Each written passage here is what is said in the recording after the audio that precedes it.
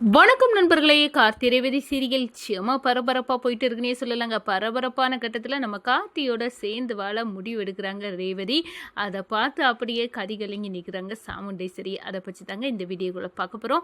அதுக்கு முன்னாடி சேனலுக்கு லைக் அண்ட் சப்ஸ்கிரைப் பண்ணுங்கள் ஃப்ரெண்ட்ஸ். பக்கத்தில் இருக்க பெல் ஐக்கானையும் கிளிக் பண்ணுங்கள். அப்போ தான் நான் போடுற ஒவ்வொரு வீடியோவும் நோட்டிஃபிகேஷனாக உங்களுக்கு கிடைக்கும். வாங்க ஃப்ரெண்ட்ஸ் வீடியோக்குள்ளே போகலாம். ஃபஸ்ட்டு எடுத்த உடனே பார்த்தோன்னா சும்மா அதிரடியான பரபரப்பு கட்டம் தான். பரபரப்பான கட்டத்தில் நம்ம பார்த்துட்டு இருக்க நேரம் தான் நம்ம ரேவதிக்கு ஃபோட்டோ எடுத்த நபர்கிட்ட போய் கேட்குறாங்க, எனக்கு கல்யாணம் நடந்திருக்கு, அதுக்கு நீங்கள் தான் ஃபோட்டோ எடுத்திருக்கீங்க, அந்த ஃபோட்டோஸ் காப்பி இருக்குதா எனக்கு தாங்க அப்படின்னு கேட்க நேரம் நம்ம ரேவதிக்கிட்ட அந்த ஃபோட்டோ கொடுக்குறாங்க.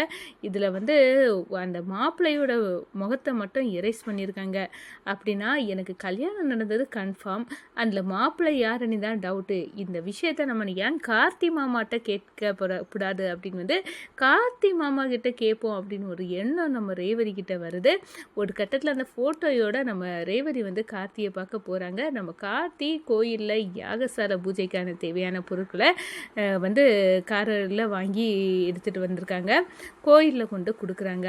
அப்போ தான் நம்ம கார்த்தி மாமாவை பிடிக்கிறாங்க ரேவதி. இந்த ஃபோட்டோவை வச்சு எப்படியாவது நம்ம மாமாட்ட கேட்டுற வேண்டியதான் அப்படின்னு இருக்க நேரம் கோயிலுக்குள்ளே போக நேரம் நம்ம கார்த்தி சொல்கிறாங்க, ரேவதி கோயிலுக்கு யாகசாலை பூஜைக்கு செய்வேன நவதானியம் நவக்கற்கள் எல்லாம் காரில் இருக்குது, நீ இப்போ எடுத்துகிட்டு வா அப்படின்னு அந்த இடத்துல அனுப்பி விட்றாங்க. இங்கே காருக்குள்ளே பார்த்தா நம்ம கார்த்தியோட பவுச்சு ஒன்று இருக்குது. அந்த பவுச்சிலேருந்து ஏடிஎம்மு ஃபோட்டோஸ் எல்லாம் கீழே கிடக்குது. எடுத்து பார்க்குறாங்க. அதில் கார்த்தி ரேவதி கல்யாண ஃபோட்டோ இருக்குது. அப்போது நம்ம தேடிட்டு வந்த விஷயத்துக்கு விடை கிடச்சிட்டு, அப்போ என் கணவர் கார்த்தி மாமா தான் அப்படின்னு நம்ம ரேவதி தெரிஞ்சுக்கிட்டு அந்த ஃபோட்டோவை எடுத்துக்கிட்டு நம்ம கார்த்திகிட்ட வராங்க. இந்த பாருங்க மாமா, இவ்வளோ காலம் எதுக்காக உண்மையை மறைச்சிங்க, நான் தான் உங்கள் மனைவி அப்படின்னு நான் தெரிஞ்சுக்கிட்டேன் அப்படின்னு சொல்லி என்ன சொல்கிற ரேவதி அப்படின்னு கேட்க நேரம் கல்யாண ஃபோட்டோவை காட்டுறாங்க. இப்போ தெரியுதா, நான் தான் உங்கள் மனைவி, எதுக்காக உண்மையை மறைச்சிங்க அப்படின்னு சொன்னார். உங்கள் அம்மா இதை பற்றி வாயை திறக்கக்கூடாது என் பொண்ணுக்கிட்டன்னு சத்தியம் வாங்கியிருந்தாங்க ரேவதி. அவங்க கிடக்குறாங்க, நீங்கள் சொல்லுங்கள் எதுக்காக. இப்போ நான் இனி தனியாக எல்லாம் இருக்க முடியாது, நீங்கள் தான் என் கணவர் அப்படின்னு தெரிஞ்சுக்கிட்டு உங்கள் கூட சேர்ந்து வாழ தான் நான் விருப்பப்படுறேன் அப்படின்னு நம்ம ரேவதி கார்த்தியை கெட்டி பிடிக்கிறாங்க. அந்த பாரு ரேவதி, நம்ம ரெண்டு பேரும் சேர்ந்து வாழுவோம், அந்த எனக்கு நம்பிக்கை இருக்குது. ஆனால் உங்கள் அம்மா கோவப்படுவாங்க, இந்த விஷயம் உனக்கு தெரிஞ்சாலே அவங்க தாங்க முடியாது. அதனால் கண்டிப்பாக நீ உங்கள் வீட்டில் இருக்கிறது தான் நல்லது. அப்படின்னா ஒன்று பண்ணுவோம், நீங்கள் எங்கள் வீட்டுக்கு வந்துருங்க மாமா, நான் உங்கள் வீட்டுக்கு வரக்கூடாது, உங்கள் அம்மாவை பிரியக்கூடாது அப்படின்னு எல்லாம் நீங்கள் சொல்லுறீங்களா, அது இருக்கட்டும் ஒரு சைடு. நான் இப்போ கேட்குறது என்னென்னா, நீங்கள் எங்கள் வீட்டுக்கு வரணும். எங்கள் மாமா மயிலு மாமா கூட எங்கள் ரோஹிணி அக்கா கூட சேர்ந்து தானே எங்கள் வீட்டில் இருக்காங்க. அப்படி இருக்க நேரம் நீங்கள் எங்கள் வீட்டுக்கு வாங்க, நம்ம ரெண்டு பேரும் எங்கள் வீட்டில் சேர்ந்து இருக்கலாம் அப்படின்னு அந்த இடத்துல நம்ம கார்த்தியை ரேவதி என் வீட்டுக்கு வாங்கன்னு அழைச்சிட்டு வராங்க. இந்த சைடு பார்த்தோன்னா ரேவதி எதுக்காக இப்போ இவரை இங்கே அழைச்சிட்டு வரா அப்படின்னு நம்ம சாமுண்டேஸ்வரி வாசல்லே நிற்க விட்டு காட்டுன்னு காட்டுறாங்க. நம்ம சாமுண்டேஸ்வரியை பார்த்து, அம்மா வாயை மூடுங்க, இவர் தான் என் புருஷன் அப்படின்னு தெரிஞ்சுட்டு, நீ எவ்வளோ தில்லாலங்கடி பண்ணி இவர் என் புருஷன் இல்லை, இவர் தெரியக்கூடாது, உனக்கு கல்யாணம் ஆனதே எனக்கு மறக்கணும் அப்படின்னுலாம் நீ அந்த டாக்டர்கிட்ட பொண்ணுகிட்ட மூலமாக நான் தெரிஞ்சுக்கிட்டேன், நீ செய்த தில்லாலங்கடி பித்தலாட்டம் எல்லாமே. இப்போ என் வாழ்க்கையில் நீ எந்த டிசிஷனும் எடுக்க உனக்கு உரிமை கிடையாதுமா, நீ வாயை மூடிக்கிட்டு சும்மா தான் இருக்கணும். இப்போ என் கணவர் கார்த்தி மாமா அப்படின்னு தெரிஞ்சுக்கிட்டு கார்த்தி மாமாவை நான் உங்கள் வீட்டில் இருக்கிறேன் மாமா, நான் உங்கள் கூட தான் வாழ்வேன் அப்படின்னு சொல்ல நேரம் கார்த்தி மாமா, இல்லை உங்கள் அம்மா வருத்தப்படுவாங்க, உங்கள் வீட்டுக்கு போன்னு சொன்னாங்க, அப்படி இருக்கிற நேரம் என்னால் அப்படி விட்டுட்டு வர முடியாது, அப்படின்னா நீங்கள் எங்கள் வீட்டுக்கு வாங்க அப்படின்னு நான் தான் அழைச்சிட்டு வந்தேன்.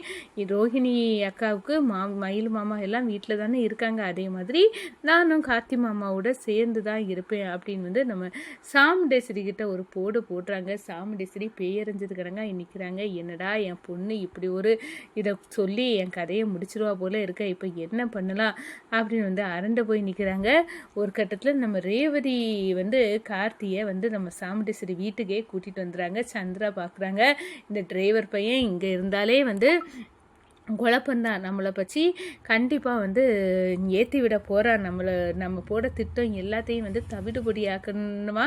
இவன் வந்து அங்கே தள்ளி இருந்தாலே வந்து மூக்கு வேர்த்துக்கணங்க நம்ம என்ன செய்தாலும் கண்டுபிடிச்சிதான். இப்போ நம்ம வீட்டுக்குள்ளே வந்துட்டானே, இப்போ என்ன பண்ண அப்படின்னு வந்து நம்ம சந்திரா வந்து மண்டை பிச்சுட்டு இருக்காங்க. சாமுண்டேஸ்வரி நம்ம ஒன்று நினச்சா கடவுள் ஒன்று நினைக்கிற மாதிரி தெய்வதிக்கு வந்து வேற ஆள் மூலமாக இப்போ தெரிஞ்சு போச்சு. கார்த்தி தான் தன்னோட புருஷன் அப்படின்னு வந்து தெரிஞ்சுட்டு இனி எதை சொல்லி இவங்க ரெண்டு பேர்த்தையும் பிரிக்கிறது அப்படின்னு வந்து அந்த இடத்துல வந்து நினைக்கிறாங்க அப்படின்னே சொல்லலாம். இந்த சைடு பார்த்தோன்னா நம்ம சாமுண்டேஸ்வரி நம்ம கார்த்தியை பார்த்து, இந்த பாரு உனக்கே அசிங்கமாக இல்லை, எதுக்காக இப்போ எங்கள் வீட்டில் வந்து இருக்கிற, வீட்டை விட்டு போயிரு அப்படின்னு வந்து அந்த இடத்துல அவள் தான் கூட்டிகிட்டு வந்தானா, நீ உனக்கு எங்கே புத்தி போச்சு, எதுக்காக எங்கள் வீட்டுக்கு வார அப்படின்னு வந்து உன்னை பார்த்தாலோ உன் குடும்பத்தோட பார்த்தாலோ எனக்கு எரிச்சலும் கோபமாக தான் வருது அப்படின்னு வந்து அந்த இடத்துல வந்து சொல்கிறாங்க.